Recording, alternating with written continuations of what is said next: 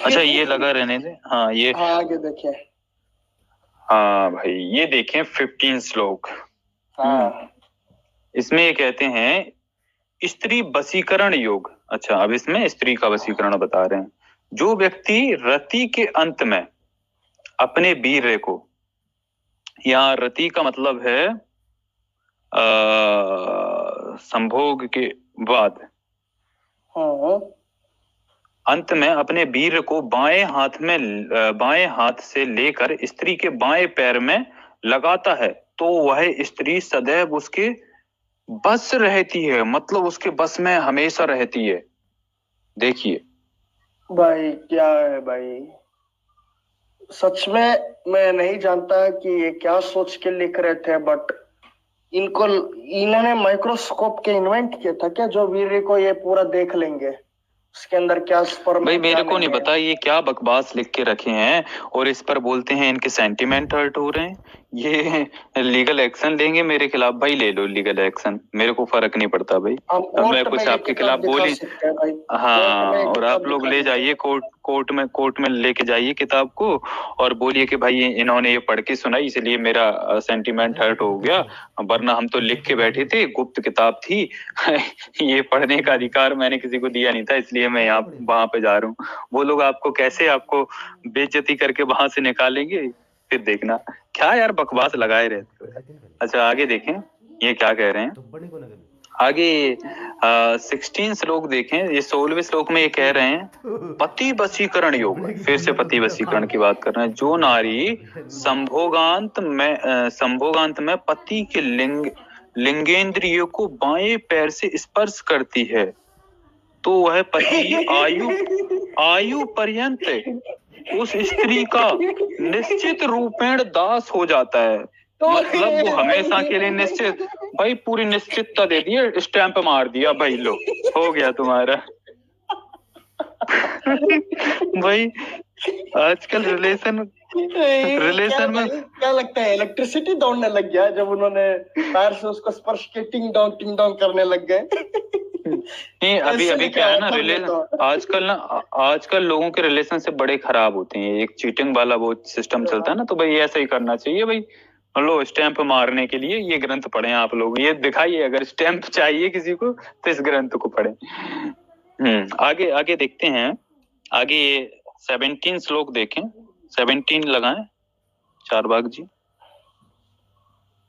17 श्लोक का अर्थ निकालें। हाँ चलो तो ये देखिए 17 श्लोक देखें। इसमें कह रहे हैं स्त्री वशीकरण योग। कबूतर की विष्ठा, अच्छा कबूतर की टट्टी, सेंधा नमक तथा शहद समान भाग में लेकर लिंग पर लेप करें और फिर जिस नारी से समागम करें तो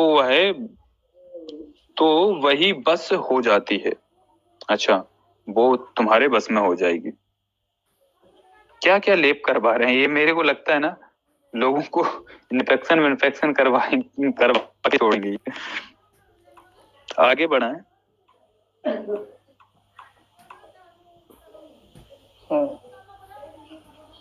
कर्पूर। आगे ये देखें 18 श्लोक देखें। 18 में ये कह रहे हैं कर्पूर सत तज्जु, यानी ब्रह्मदंडी क्या होती है मुझे नहीं पता, को शहद के साथ लिंग पर लेप कर किया जाए वही वशीभूत हो जाती है।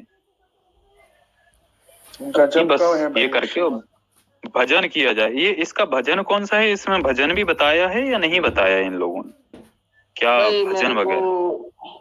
मेरे को लगता है ये लोग हिप्नोटिज्म क्या होता है वो ही नहीं जानता था। खैर छोड़िए। नहीं इनको हिप्नोटिज्म के बारे में इनको नहीं पता। हाँ तो अब यार नेक्स्ट आगे ये कहते हैं चलो। अच्छा आगे ये देखिए ये 19 श्लोक देखें। इसमें ये कह रहे हैं गोरोचन धतूर का फल, धतूरा तो सब कुछ जानते हैं, पारा कर्पूर तथा सफेद चंदन को पीस कर लिंग पर लेप करें तथा स्त्री गमन करें तो वह स्त्री बस हो जाती है, मतलब आपके बस में हो जाती है। भाई क्या क्या लेप करवा रहे हैं, धतूर का फल, पारा, कर्पूर तथा सफेद चंदन को पीसकर पता चले कि दोनों इन्फेक्टेड हो गए, कुछ भी ऐसी बीमारी हो गई कि पता कुछ भी इन्फेक्शन फैल गया, स्किन डिसीज हो गया। क्या आपके लिए बेवकूफाना बातें इन लोगों ने लिख रखी हैं। अब ये सस्ता पटल निकाल दें, ये साइड वाला, ये देखें, ये यहाँ पे देखें, हिंदी अनुवाद निकाल दें इसका।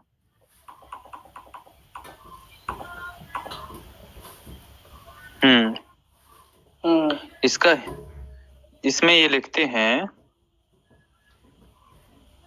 दुर्लभ योग काले बकरे के रोम, काले बिलाव के रोम तथा काले कौवे के रोम लेकर कृष्ण पक्ष की अष्टमी या कृष्ण पक्ष की चतुर्दशी में शनि अथवा मंगलवार को अश्लेषा या आद्रा नक्षत्र में बराबर बराबर करके कुएं, तालाब एवं नदी के जल से पीस कर गुटखा यानी गोली बनाएं, इसे लेकर संग्राम में प्रवेश करें।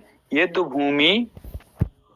भूमि की धूल से मिश्रित करके उपर्युक्त गुटखा को घिसकर तिलक लगावें। इसके बाद जो शत्रु के पुरुष इस तिलक का दर्शन करेंगे, अच्छा, वे कंपित मूर्छित हो जाते हैं, उछलने लगते हैं और भाग जाते हैं। जो इस गुटखा को पीसकर शरीर में लेप करते हैं, उनका वीर किंचित गिरता हुआ भी पूर्ण रूपेण स्खलित नहीं होता। इस गुटखा के शरीर पर लेप करने से शस्त्रों का भी स्तंभन हो जाता है। भाई क्या है ये, क्या लिख रखा है इन लोगों ने। अगर ऐसा वास्तव में इनको लगता है ऐसा है, तो फिर ये सब करवा के इनको ही पाकिस्तान के बॉर्डर पे खड़े कर देंगे भाई, क्योंकि पाकिस्तानी आएगा दुश्मन, इनको देखेगा और वो मूर्छित हो जाएगा, उछलने लगेगा, मछलियां जैसे मतलब पानी नहीं रहता ना, तो वो चाइना के बॉर्डर में खड़ा कर देते, पाकिस्तान और चाइना खड़ा कर देते हैं, वहाँ पे ये टेक्नोलॉजी काम आ जाएगा। इतनी टेक्नोलॉजी छुपा रखी है भाई साहब, कितना काम आ सकती थी ये टेक्नोलॉजी तो। चलिए नेक्स्ट। अच्छा, अभी ये देखें, ये यहाँ पे श्लोक अर्थ यक्षिणी मंत्र साधनम का है। अच्छा, अभी यक्षिणी साधना देखिए, हाँ लगाएं इसको, यक्षिणी साधना को। हाँ, अध यक्षिणी मंत्र साधन।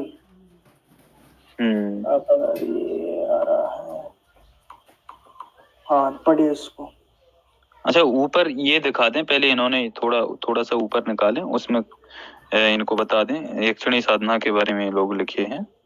हाँ, इसमें देखिए ऊपर लिखते हैं, अथ यक्षिणी मंत्र साधन, सुर सुंदरी मनोहारिणी कनकावती रतिकरी कामेश्वरी नटी अनुरागिणी तथा पद्मिनी, इन 8 यक्षिणियों का साधन कामना पूर्ति के लिए करना चाहिए। मतलब अपनी भोग विलास के लिए आप इनकी साधना करें। अभी निकालें हिंदी अनुवाद नीचे।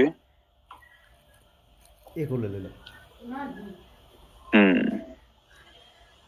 अभी यहाँ पे देखें ये लोग क्या लिखते हैं,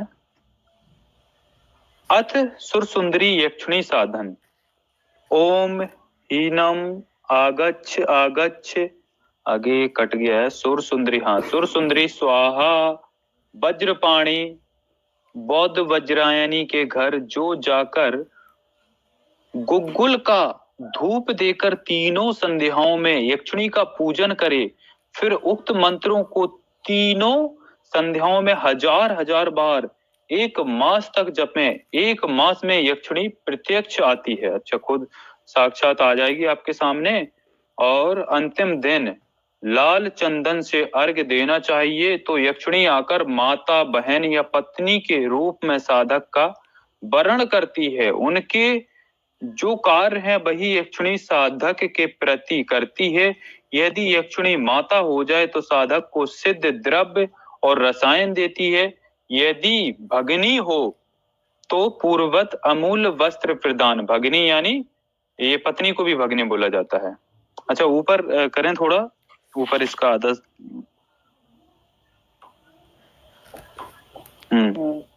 आगे करती है, यदि यक्षिणी पत्नी के रूप में साधक का वर्ण करे तो सारे ऐश्वर्य, अच्छा भगनी का शायद पत्नी नहीं, भगनी का अर्थ सॉरी बहन होता है शायद, if I am not wrong. भगनी का अर्थ चारवाका जी पता है शायद मेरे को, ये भगनी अर्थ होता है शायद कजिन, नहीं कजिन होगा, बहन ही होता, बहन ही होता शायद, बहन ही होता है, बहन या कजिन होता है। हाँ माता बहन की बात हो रही थी ना, माता बहन या पत्नी, तो यहाँ माता आई फिर बहन आएगी तो अपने ही पड़ोस में लड़की है, उसी एरिया का लड़की कोई है, नहीं बहन ही है, बहन को ही भगनी कहते हैं। ये देवराज भी लिख रहे हैं बहन को ही भगनी। अच्छा तो आगे ये लिखते हैं, यदि यक्षिणी पत्नी के रूप में साधक का वर्ण करे तो सारे ऐश्वर्य को परिपूर्ण करती है, परंतु अन्य स्त्री के साथ शयन का परित्याग करना चाहिए। वह यक्षिणी मैथुन प्रिया होती है, वो मैथुन प्रिया होती है। यदि उक्त नियम का पालन ना किया जाए तो यक्षिणी की सिद्धि नष्ट हो जाती। अच्छा है, ये नियम का पालन भी करना है वरना आपकी सिद्धि नष्ट हो जाएगी। आगे देखें, कौन सी सिद्धि भाई? वो अभी ये फर्स्ट श्लोक था, मारने वाला सिद्धि। हाँ अभी फर्स्ट था, सेकंड श्लोक निकाले अभी। सेकंड में ये कहते हैं, अथ मनोहारिणी यक्षिणी का साधन, ओम हीम आगच्छ आगच्छ मनोहरी मनोहरी स्वाहा।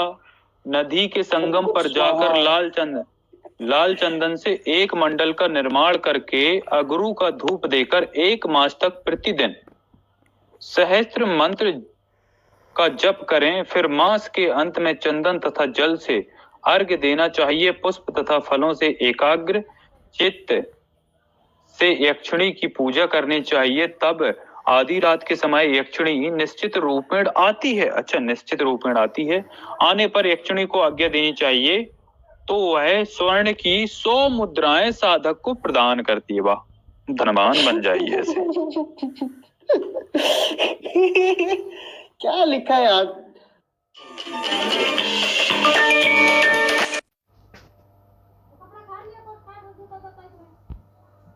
मतलब